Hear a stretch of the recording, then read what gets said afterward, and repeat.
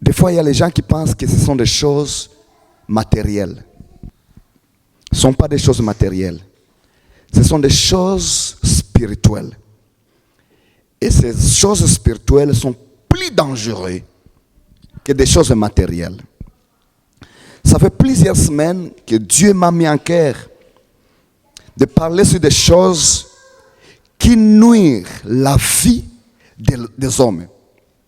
Il y a beaucoup d'hommes qui ont eu beaucoup de problèmes.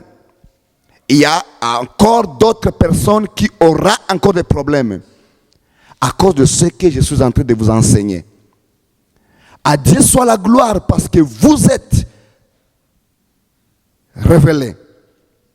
Ce n'est pas tous qui reçoivent de mêmes révélations partout.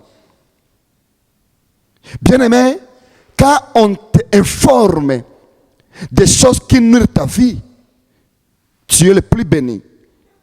Parce que tu sauras comment tu vas te conduire pour que ta vie ne puisse pas être détruite.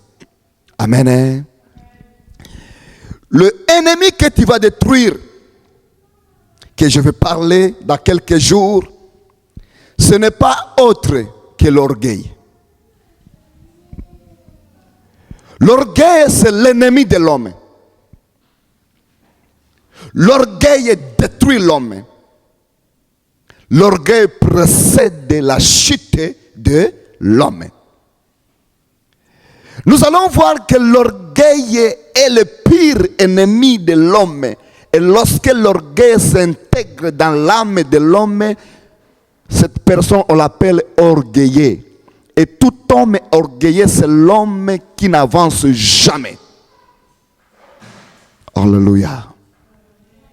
Comment tu peux détruire un ennemi que tu ne vois pas? Comment tu peux détruire quelqu'un? Comment tu peux détruire une œuvre que tu ne peux pas toucher? Laissez-moi vous dire, les choses spirituelles, ça prend les armes spirituelles. Amen. L'orgueil est l'ennemi de l'homme. Et lorsque on est ignorant de ces pratiques, ça nous scandalise, ça nous détruit. Bien-aimé, il faut d'abord savoir que on ne naît pas orgueilleux. Personne ne vient au monde orgueilleux. Amen. Hein? Il n'y a personne qui vient au monde orgueilleux. Mais nous devenons orgueilleux à cause de ce que nous avons été appris, à cause de ce que on a grandi dedans, à cause de ce qu'on nous a enseigné, à cause de ce qui nous a entourés, à cause d'une réalité de notre vie, on devient orgueilleux. Comme l'homme ne naît pas orgueilleux, il est possible que l'homme puisse se débarrasser de toute œuvre orgueilleuse dans sa vie. Il est possible que tu puisses arrêter les activités d'orgueil dans ta vie. Il est possible. Et si tu n'arrêtes pas une activité d'orgueil dans ta vie, l'orgueil va détruire ton avenir. Parce que l'orgueil précède ta chute.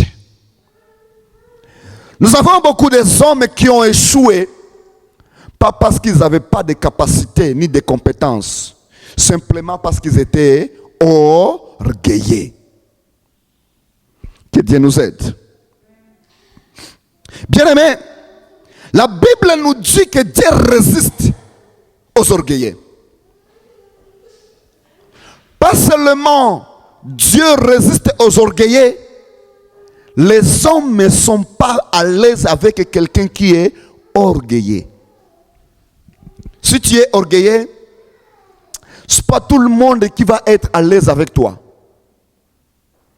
Et nous allons voir des conséquences lorsque nous sommes orgueilleux. D'abord, il faut savoir que l'orgueil, c'est un esprit. Il faut savoir cela. Parce que L'orgueil, c'est un esprit qui vient du malin. Parce que le malin a beaucoup d'esprits qui agissent dans les âmes des hommes. Il y a beaucoup de choses que les hommes font. Ça nous montre qui est leur maître. Jésus dit aux Juifs, vous me haïssez parce que vous faites les œuvres de votre Père.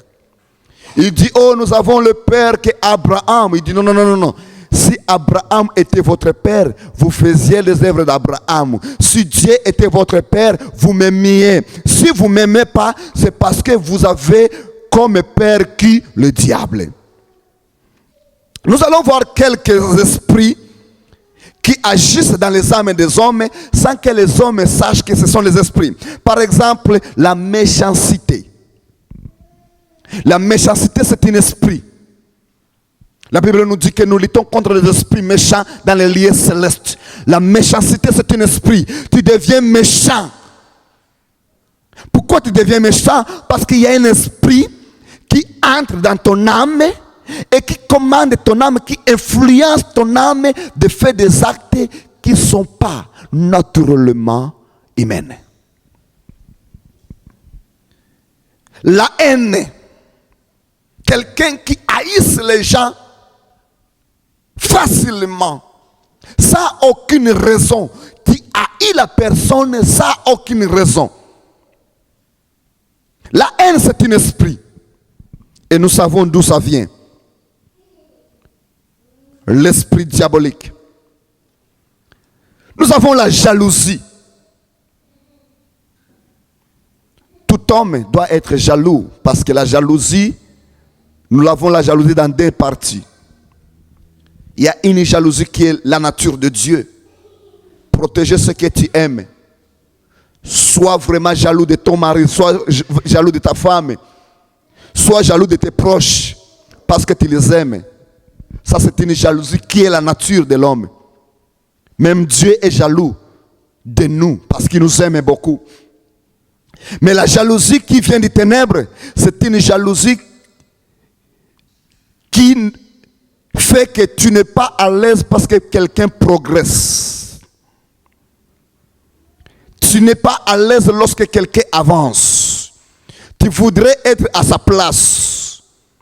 Lorsqu'on apprécie quelqu'un, lorsqu'on dit quelqu'un a fait quelque chose de mieux, tu n'es pas à l'aise parce que ce n'est pas ton nom. Ça, ce n'est pas des choses qui viennent de Dieu. Ça vient du diable. Il y a beaucoup d'esprits que nous pouvons trouver même dans la Bible. Galates chapitre 5 verset 19. Tu vas trouver beaucoup d'esprits qui viennent des ténèbres. Malheureusement, ils réagissent dans les corps des hommes. Ils réagissent dans les corps des hommes. Bien-aimés, ce matin, je parle de l'orgueil, pas selon la définition des dictionnaires. Je vous parle de l'orgueil selon la définition de la Bible.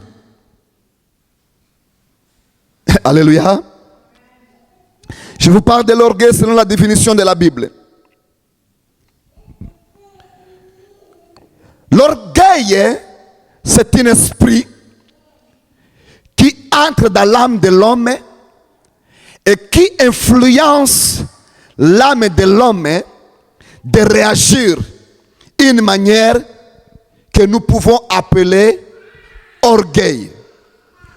Nous connaissons tous la définition de quelqu'un qui est orgueilleux. Mais je ne vais pas entrer à profondeur sur la définition. Je vais seulement utiliser les mots pour que nous puissions bien avancer. L'orgueil, avant qu'il entre dans l'âme de l'homme, il doit y avoir une porte. S'il n'y a pas une porte, l'orgueil ne peut pas entrer dans ton âme. Amen. Hein? Parce que tu n'es pas né orgueilleux. Tu es né selon le plan de Dieu, à l'image de Dieu. Mais il doit y avoir une porte qui va permettre à l'orgueil d'entrer dans ton âme. Et je vais parler sur plusieurs portes.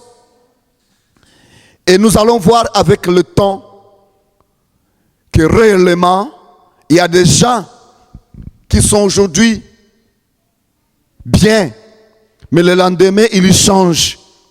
Pourquoi? Parce qu'ils ont ouvert une porte et l'orgueil fit entrer dans leur âme. Et l'orgueil manipule leurs âmes. La première porte, c'est l'argent. Prenons note à ça. La première porte, c'est quoi? L'argent.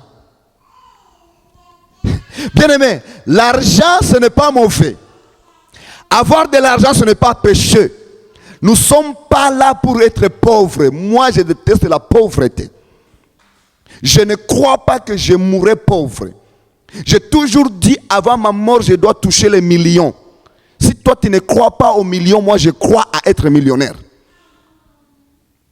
Parce que tel est mon souci devant Dieu. La Bible dit, fais Dieu tes délices, il te donnera ce que ton cœur désire. Moi, je désire être millionnaire.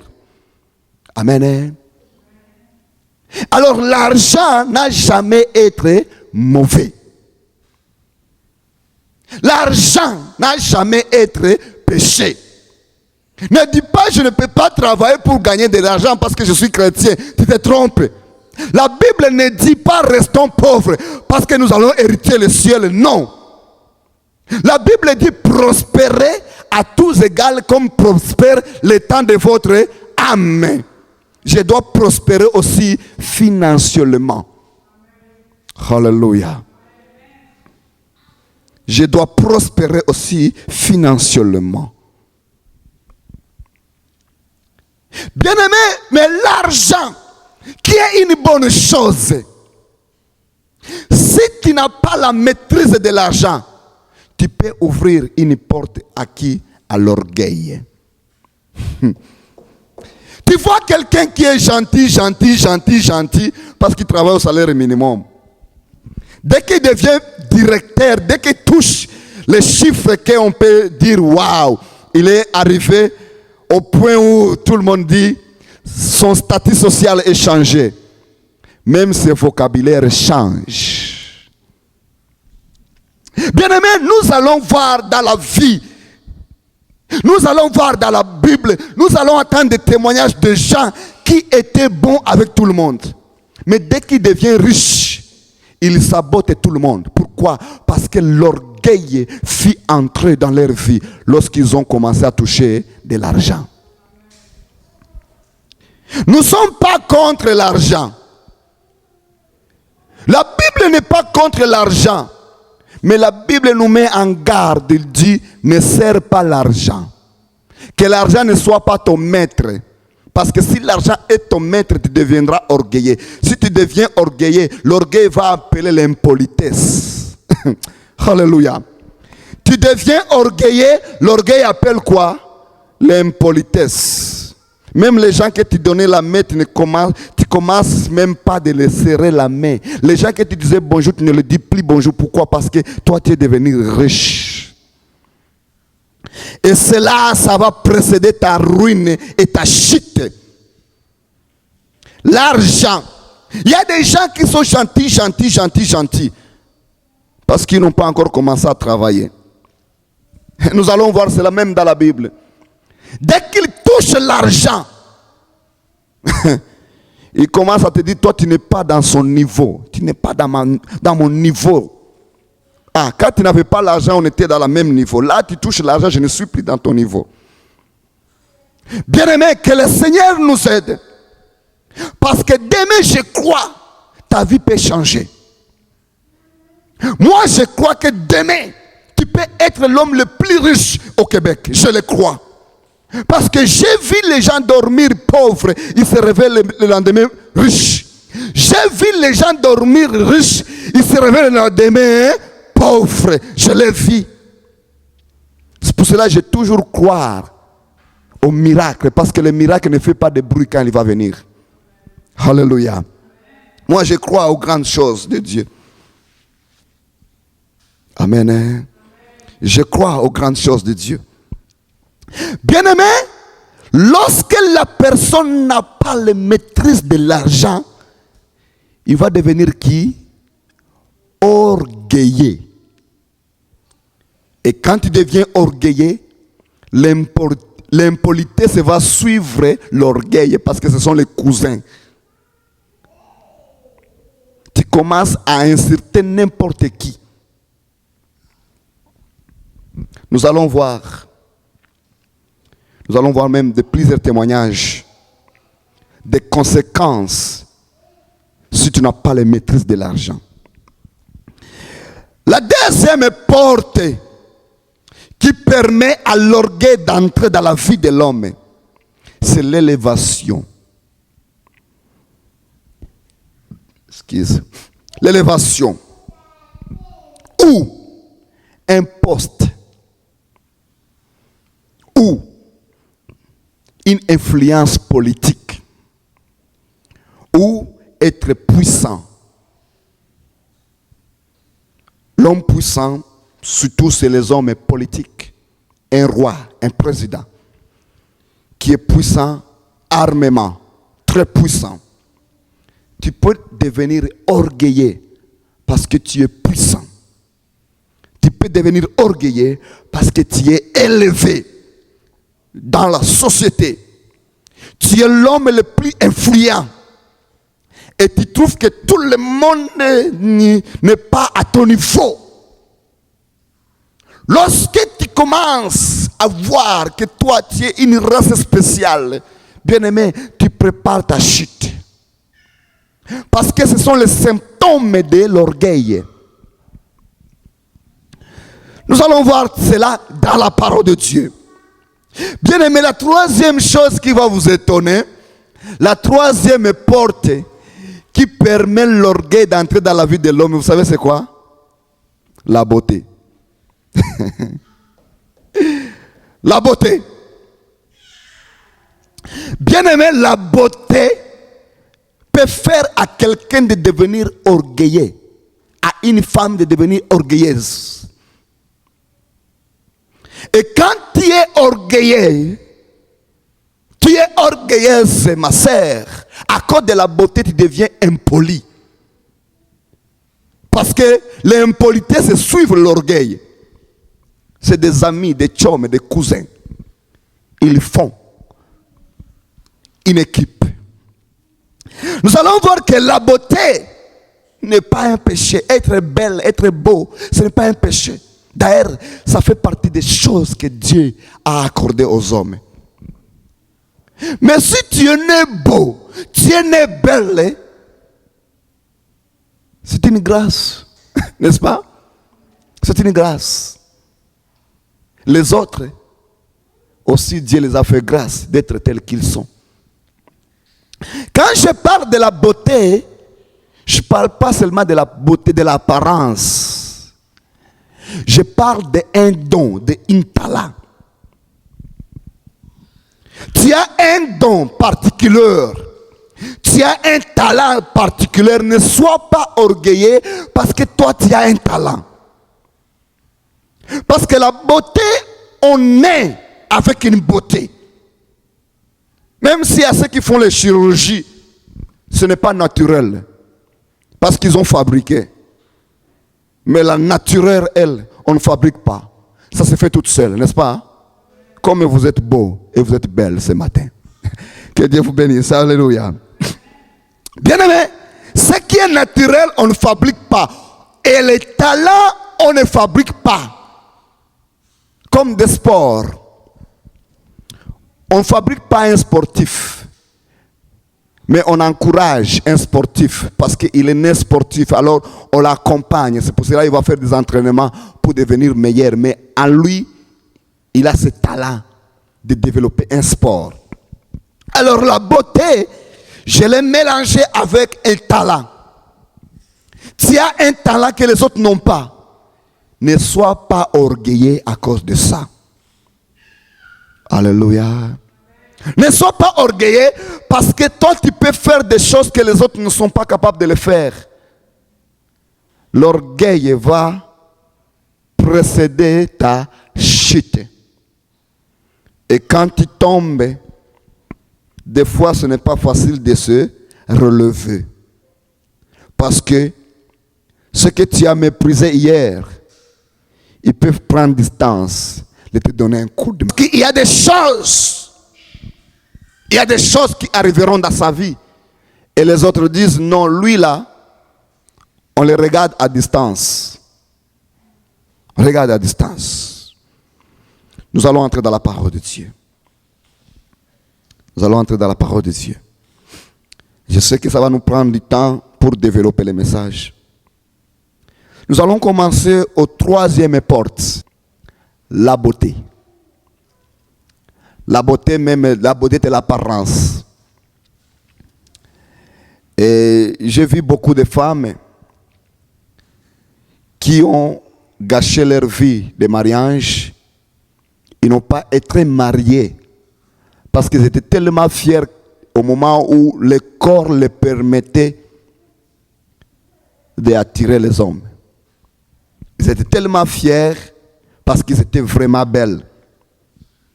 Mais ils ont oublié que plus l'âge avance, plus le corps change. La beauté, c'est un don de Dieu. La beauté, c'est une grâce.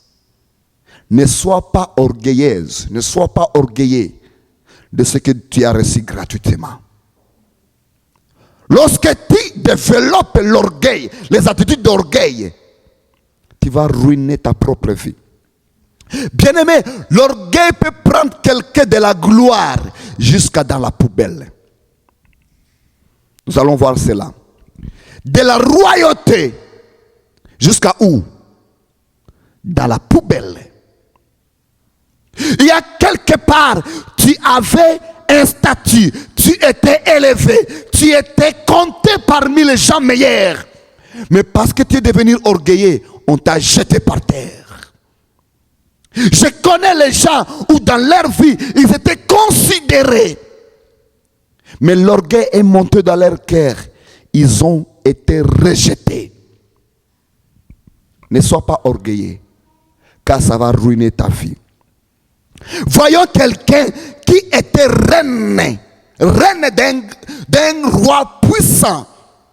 Mais l'orgueil a fait qu'il est devenu la honte de sa famille. Parce que l'orgueil peut te prendre de la royauté jusqu'à dans la poubelle. Ouvrons nos Bibles. Esther chapitre 1, versets 2 à 14. Esther chapitre 1, versets 2 à 14. L'orgueil est ton ennemi. Il faut le battre. Il faut l'arrêter. Il faut accepter d'arrêter les activités d'orgueil parce qu'ils vont ruiner ta vie. Esther chapitre 1, verset 2 jusqu'à 14. Nous lisons la parole de Dieu. On commence au verset 2. Et le roi Assyrius était alors assis sous son trône royal, assis dans la capitale. La 3e année de son règne, il fit infester à tous ses princes et ses serviteurs, les commandants des armées des Perses et des Mèdes, les grands et les chefs des provinces fit réunir à sa présence. Bien-aimé, ce roi fit infester. Il invite ses généraux, ses gouverneurs. Il invite les gens très forts, très puissants. 180 jours. Vous imaginez, un roi prépare une fête pendant 180 jours. C'était beaucoup, n'est-ce pas? Les gens mangeaient, buvaient, dansaient. D'où ce roi-là, il a voulu vraiment montrer aux hommes qu'il est généreux. Ce roi-là, il a voulu montrer aux hommes qu'il est puissant. Il a voulu vraiment faire du bien à son peuple. Une fête pendant 180. C'est beaucoup. C'est beaucoup vraiment. Alors, les gens mangeaient, les gens biffaient. Nous allons sauter au verset 11. Pendant que les gens mangeaient, pendant que les gens biffaient, le roi dit, on va préparer une fête pour seulement le peuple. Le peuple mangeait, biffait. La chose pire, verset 9, sa femme, qui était la reine, elle préparait aussi une fête dans sa maison. Ça montre à quel point elle avait le pouvoir dans le royaume. Amen, hein? Son mari prépare une fête pour ses généraux. Sa femme aussi prépare une fête pour elle-même, avec ses amis. Quel privilège. Bien-aimé, l'orgueil peut te faire perdre des privilèges dans la vie. Alléluia. L'orgueil peut te faire perdre de quoi? Des privilèges dans la vie. Cette dame, cette reine, elle avait droit de préparer une fête dans sa maison royale. Quel privilège! Mais voyons, je vais lire verset 10. Le roi appela ses serviteurs. On va lire verset 11 parce que le temps saute vite. Le roi, pendant ce jour-là, avec ses généraux et avec les voisins, d'autres rois qui sont venus festoyer avec leurs homologues. C'était vraiment grandiose. C'était grandiose. Verset 11. Verset 11. D'amener à sa présence la reine. Si tu lis au verset 12, tu vas voir que le roi recommanda à ses serviteurs de faire quoi? D'amener à sa présence qui? La reine Vasti. Avec la couronne royale. Pour montrer quoi? Pour montrer sa beauté au peuple et aux grands. Car elle était... Bien-aimé, le roi dit maintenant, vous avez mangé, vous avez bu, maintenant je vais faire paraître ma femme. Avec la couronne royale. Qu'elle s'habille comme une femme d'un roi. Comme une reine. Afin que mes grands, afin que mes invités fassent quoi? Voyez sa beauté. Que les gens voient comment elle est belle. Être belle, ce n'est pas péché. Mais que cela, ça ne te pousse pas d'être orgueilleux. Alléluia. Les messagers sont partis. Ils disent à la reine, reine, prépare-toi car ton mari veut que tu apparaîtres devant ces grands, devant ces généraux, devant ces invités. Porte-toi tous les bijoux possibles. Avec une couronne royale, afin que les gens voient ta beauté. Bien-aimé, une grande surprise. Une grande surprise. La reine fait quoi? Elle a refusé catégoriquement. Seigneur, aidez-nous. La reine a refusé. Quelle impolitesse.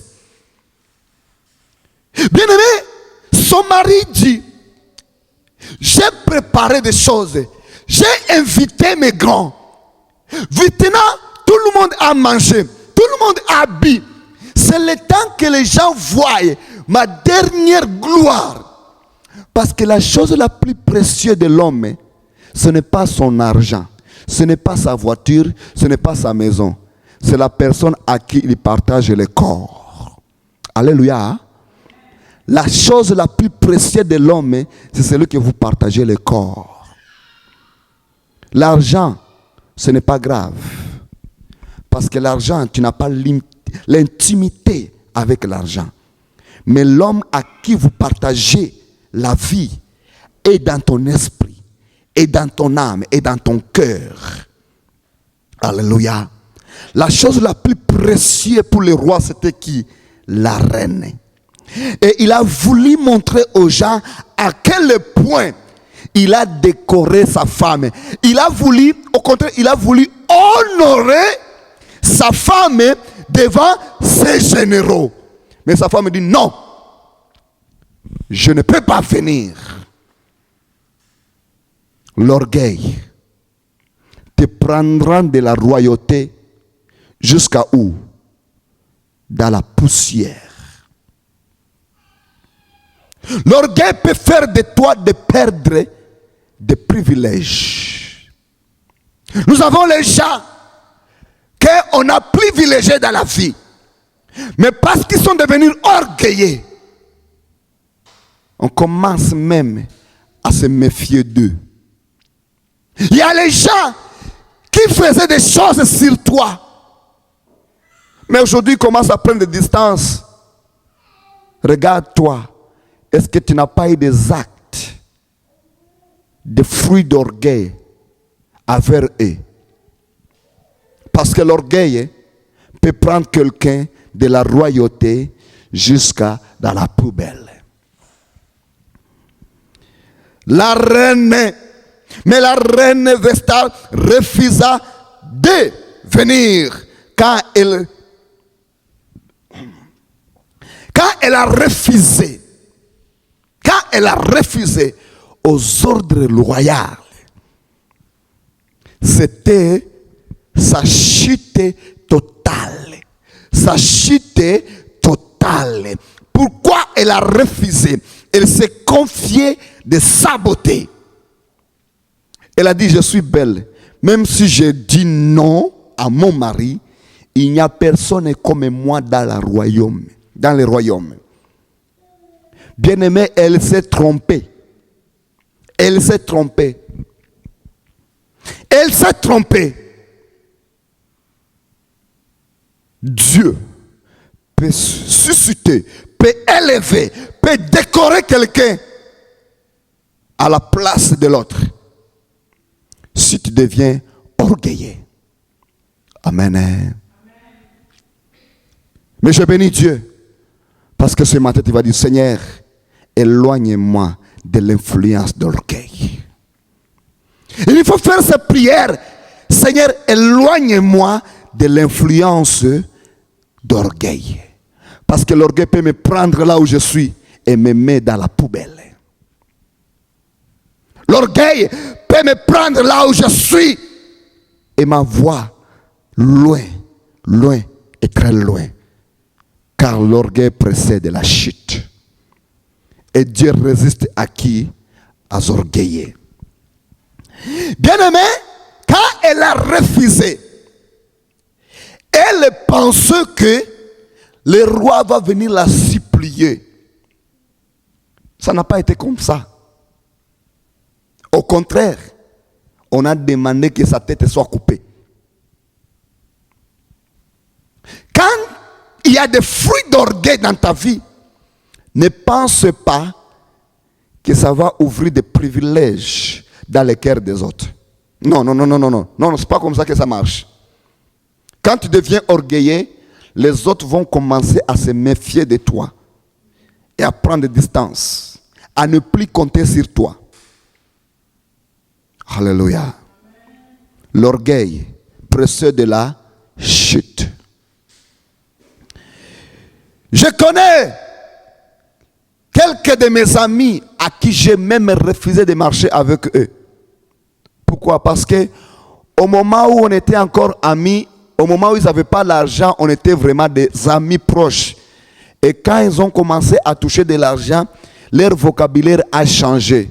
Et moi, je me sentais mal à l'aise de marcher avec quelqu'un qui ne respecte plus les autres. L'orgueil peut faire que les hommes commencent à avoir peur de toi. Pas parce que tu es dangereux, parce que tu as changé. Et cela, ça va ruiner ta vie. Mais ce matin, gloire soit rendue à Dieu, parce que tu vas dire, Seigneur, Seigneur, Seigneur, éloigne-moi de tout esprit, de tout fruit d'orgueil qui peut ruiner ma vie, parce que l'orgueil précédera ma chute. L'orgueil.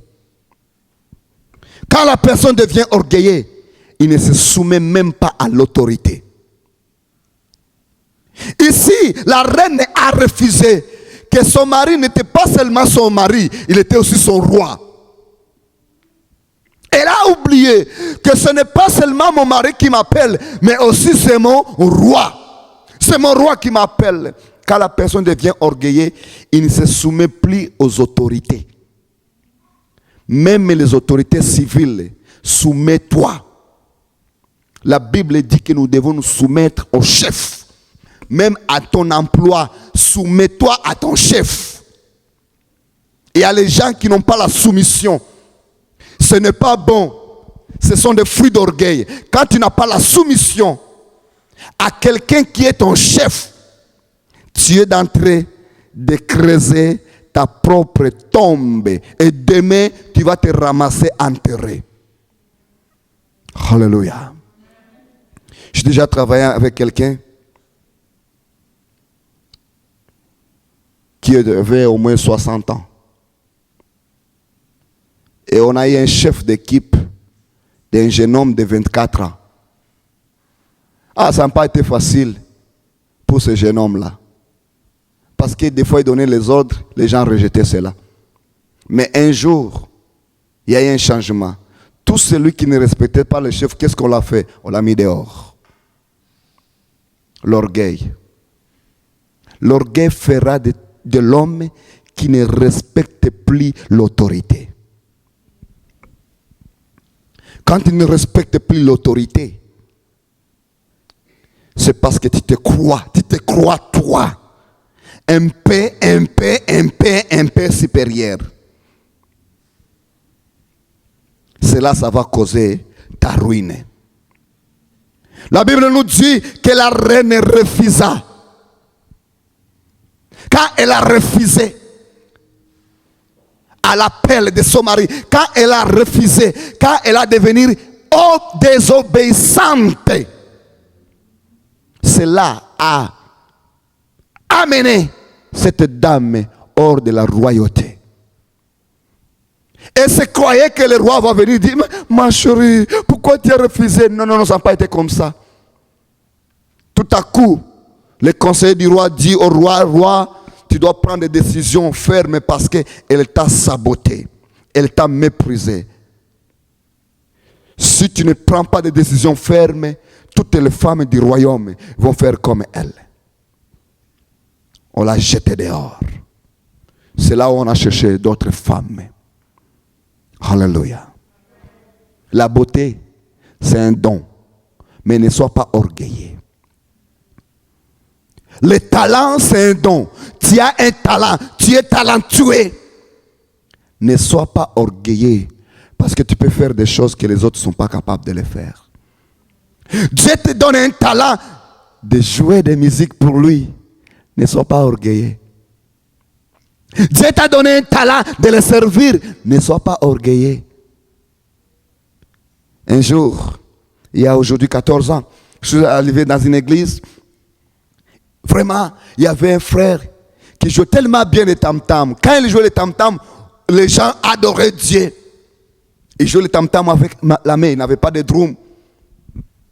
Mais un jour, ils disent, il y avait une conférence, ils disent, je ne peux pas jouer les tam-tams. Pourquoi? Parce que si je ne joue pas, personne ne peut jouer comme moi. L'orgueil. Bien-aimé, ces frères-là, je les vis, je les dis, mon frère, tu refuses de jouer les tam-tams. Ça sera la dernière fois que toi tu vas jouer pour Dieu. Il dit pourquoi? Je suis bon. Je dis ok, avec tous les talents que Dieu t'a accordés, parce que tu es devenu orgueilleux, tu tomberas. Il ne m'a pas cru. Pendant les conférences, les gens jouaient les tam-tams, ça ne marchait pas. Le pasteur dit, laisse tomber les tam-tams. Pendant Jésus, il n'y avait pas de tam-tams. On va louer Dieu sans les tam-tams. On a loué Dieu sans les musiques. Il y a eu des grandes choses que Dieu a fait. Et après quelques temps, c'est les enfants qui commençaient à jouer les tam-tams dans cette église. Alléluia. Quand Dieu t'accorde un talent, ne sois pas orgueilleux. Ne crois pas que tu es l'unique. Non, non, non, non. Tu n'es pas l'unique. Tu n'es pas le seul qui peut faire ça.